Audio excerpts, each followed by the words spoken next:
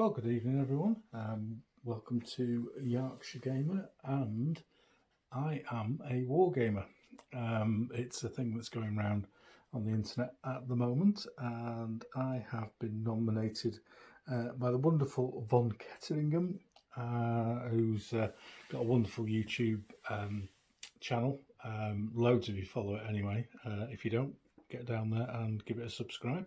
And he's very kindly given my YouTube channel a shout out in the past and has nominated me for this I Am Wargamer. In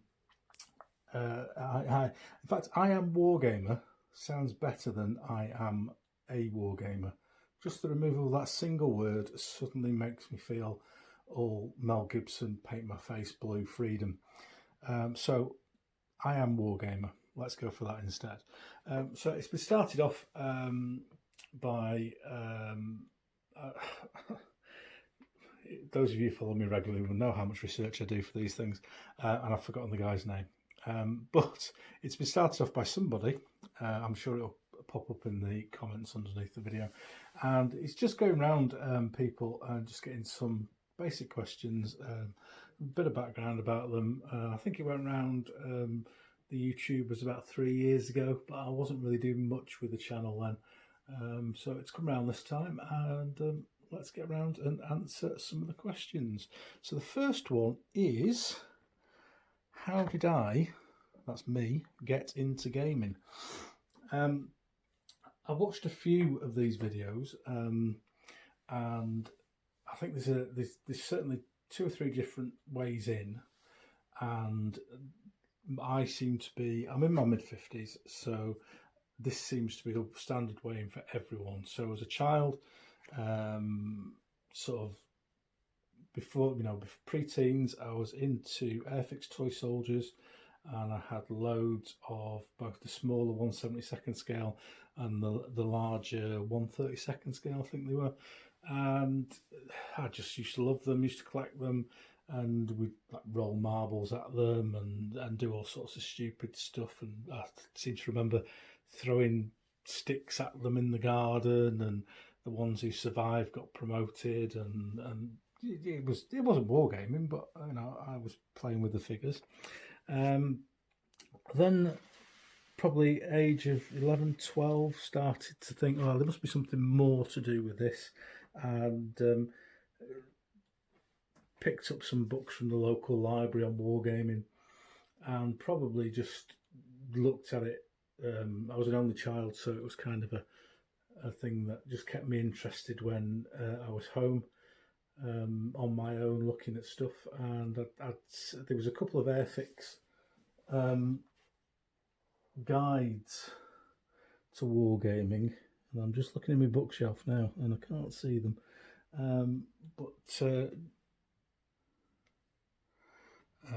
so we were talking about the let's just move this because I'm going to do a bit of a show and tell to try and make this a bit more interesting than just talking. And there was these things, and these were done by Airfix, and they're not very thick, printed 1978, and they were just a really, really nice basic introduction to a period, with some history, some details of the troop types and weapons, how the troops formed, and then a bit about wargaming in the back, where to get models from, how to paint them, all that sort of stuff. This particular one didn't have a rule set in, but some of the other ones, the World War II one, wargaming one, and the Napoleonic wargaming one, had rule sets in. So I was picking these up, and I was just solo gaming in the house on my own, probably aged 12, something like that. And you see one of the authors of this is George Gush, who did the go-to book for the Italian Wars, Renaissance warfare, and did the WRG Renaissance Wargames rules as well. So it was a quite close-knit community in those days. So that book was kind of the thing, those sorts of books kind of got me going, and Bruce Quarry's Napoleonic one, Wargaming one as well. And then one day I went into my local library to pick up some books, and I got a book out called Napoleonic Wargaming by, I think it's Barry Hilton, if I remember correctly. It's got a couple of Berg Lancers on the front, not very well painted by today's standard, but those were the days. And the guy who was behind the counter was a guy, a student called Sean. If you're out there, mate, hope you're keeping well. And he noticed the book, and we started. He said that he was a gamer, started talking about it, and that introduced me to a group of friends who, although I don't see very often now, I'm still in contact with a few of them. Steve Barker, still in contact with him. Simon Weinberger, still in contact with him. Pete Clayton, on the internet every now and again. We'll have a little bit of a mini conversation. Sean Eaton, Dave Bowden, Conrad Harrison, and Carl. Sorry, Carl, I forgot all about you there, mate. Who great artist, by the way, if you ever see any of his stuff. And we were friends, and we gamed, and we did loads of Napoleonic stuff, and I built 15mm Napoleonic armies up, and we had a great time. Did loads of big games. I remember doing Leipzig in a church hall, 33-1. That was huge. And I went to that was back home in Cheshire, before I became an honorary Yorkshireman, and I went to university in Leeds in the late 80s, and found the contact number for a chap called John Smith from Leeds Wargames Club, still there now, and gave him a ring, introduced myself, went along to Leeds Wargames Club, and I've been a member on and off there for a long time. Been the chairman at one stage as well for my sins, and been in Leeds ever since then, and tend to do most of my gaming now in Yorkshire Gamer in my own house. I'm luckily enough, we've got our own game channel, our games room here, so that's really useful. I do most of my gaming here. But with lockdown, I've kind of missed the gaming, and I've missed the club, would you believe? So I'm going to try and get along there after lockdown. So I thought I'd bring along a couple of things to show you. This is Encounter 1. This is published in 1980. And for all you lot out there, new gamers with your fancy pictures, and this is what rule sets used to look like. All typed out, all photocopied, usually fairly badly. And earlier on I was talking about Sean. His dad had a big, he made documentaries and promotional films for companies, and he had a big cinema area, a massive floor, and we used to play this game on the floor of that cinema, and we had an absolute cracking time. So that's how rule sets used to look. And then we'll show these. There's a couple of them.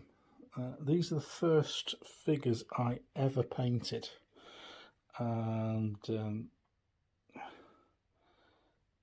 are not going to come into focus. Well, I can only apologise. I'm really struggling with this camera today, and these won't come into focus. But these are the first figures that I ever painted, and I was about 12 years old when I did them. And they're from a company called Jacobite Miniatures, who are still around apparently. Well, the figures are anyway. And we used to, well, I still do. I put my Napoleonics on a movement tray, so they're all on single ranked bases, all on a movement tray. 20 figs to a battalion, proper quarry 33:1, and these are used for movement when in column, and then when they're in line they come out of these trays, and they're also useful for storage as well. And these are just like labels that we printed off back in the early 90s, and got them looking pretty good. So there we go. There's a little bit of a drift down memory lane. I do apologise if I've gone on a bit, but that's my introduction into gaming. So apologies, I spent 10 minutes on that. Oh dear. Right, I need to get an editor. So question 2, why did you start your YouTube channel? Good question. Peer pressure, probably. Yorkshire Gamer, the blog, has been around for quite a long time now, probably 7 years. I'd started it a lot longer ago than that, probably 12, 13 years ago, but never did anything with it. And then started gaming a lot more regularly around at somebody's house, and started gaming here, and just wanted to record it for future posterity to remember the games that we played around at the house. And then I started doing, people going, oh, I like your figures, how do you do that? So I started doing tutorials, which have come in really useful when I wanted to add a unit to a project 2 or 3 years later, to have a record of what paints I used, etc. So that was the build-up of that, and then I started to move into other social media, Facebook, Twitter, Instagram, and then eventually, again, very tentative, I did a couple of videos a couple of 3 years ago, and as with anything, when you first start, you get very few views, very few sort of likes or whatever, and it's a little bit disheartening. You think, oh well, what's the point? Nobody's bothered. But then it's for a personal reason. That's why I do it. So my YouTube channel is very slowly building up. I'm up to about 330 subscribers. The guy who's nominated me is at 2,500, something like that. So I'm a long way behind. But we've only been going really for maybe a year. And it's slow and steady, so I'm happy with it. It's a good medium to do certain things with, even if it's just like a walkthrough, a setup of a battlefield, just to insert into a blog post, because I still consider the blog as my main outlet, if you like, with everything else just being in addition to that. So Facebook and Insta and Twitter is just highlighting photographs from a blog post most of the time. Blog traffic's down quite considerably from 4 or 5 years ago, but that's been taken up by Facebook interest and etc. So there we go. I started it because people were asking me to do stuff on videos, and I found it useful to illustrate battle reports and Troops on Parade feature that I do quite often. So there we go. Question 3. Where do you see Yarkshire Gamer in 5 years? Probably I'll be doing the same thing.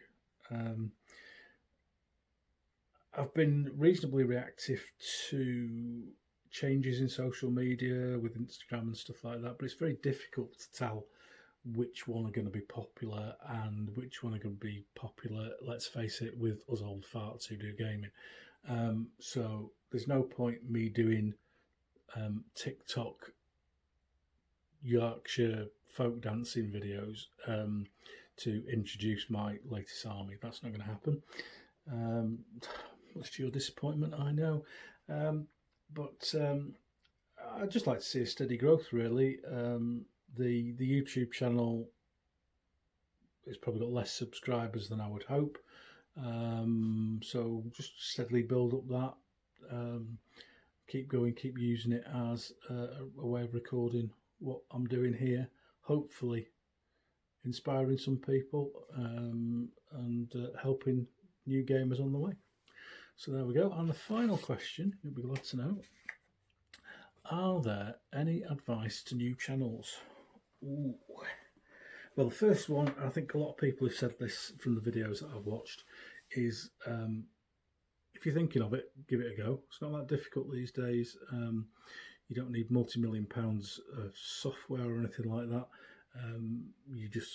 This is all done on a Samsung Galaxy S20. I'm not particularly keen on the camera on it, to be honest, because it's got a very poor depth of focus. But it's all done on that, and all the editing is done on a free download app. So there's no barriers to it now. It's not like you've got to go out and splash a couple of grand on some kit for it. Decent light, tripod, your phone, and some figures, and you're off. The other thing I would say would be persevere with it. It does take, you're not going to get it right first time. You're also not going to get thousands of people following you straight away. It's a slow build to get subscribers, and just watch other people's channels and see what they're doing. See if it inspires you. The chap who nominated me, vonketteringham, he does updates from his Wargames room, and that's inspired me to do monthly updates. So it's his fault. That's what I'm saying. And I just hope that you all enjoy your gaming, get out of it what you want to get out of it. And over the years, the best thing that I've got out of it is friendship. So thanks very much for watching. I've gone over by about 10 minutes of what I was planning on doing, but that's normally what I do anyway. So thank you very much for listening. Oh, I need to nominate some people, don't I? Stand by. Okay, nomination number 1 is relatively new to YouTube, and we had a lovely chat last week actually about some of the stuff that I've covered in this video, so I do apologise, because I think he's going to do an interview podcast with me, which is lovely. And and he approached me. He's only been gaming for 2 or 3 years, and he's doing a really good job on his YouTube channel with like introductory videos on how much does it cost, how to make this, how to do this, what paints to buy. Really aimed at people starting in the gaming world, which is fantastic. So that's Winston A.B. Rees is the chap, and I shall put a link to his stuff on my post so you can get there. Then the next one I'm going to do is Storm of Steel Wargaming. Quite an established channel, 1,600 subscribers, but lots of really nice content, lots of after action reports, lots of army reviews and stuff like that. Very nice channel, and worth a visit if you're not already on his list. And then the final one is going to be for Phil R. And Phil is, I think he's French. I've never met the chap, but he's been a big supporter of Yorkshire Gamer blog over the years, and he's always spending time and putting nice comments on stuff that I do. And he's got a lovely blog that he runs that is dual language. It's in French and English, and he does some really nice big games. And I'm just looking at his channel now. He's been going for 8 years, and he's only got 479 subscribers. So do us a favour and get down to Phil's site, and I'll put a link on the comments for this, and give him a follow, because he deserves it, and he's a really nice chap. Although I've never met him, and he's a big follower of Yorkshire Gamer. So I'd be glad if you go down and follow him. So there we go. Way over target, way over time. It's the apocalypse now of I am Wargamer. I'm losing the A because I like it. I am Wargamer. So thanks a lot for listening, and if you've not already, subscribe to the channel, pop down, watch some of the videos. There's a new one just come out on the Kingdom of Jerusalem mini force, and it's been great talking to you, and we'll speak to you later.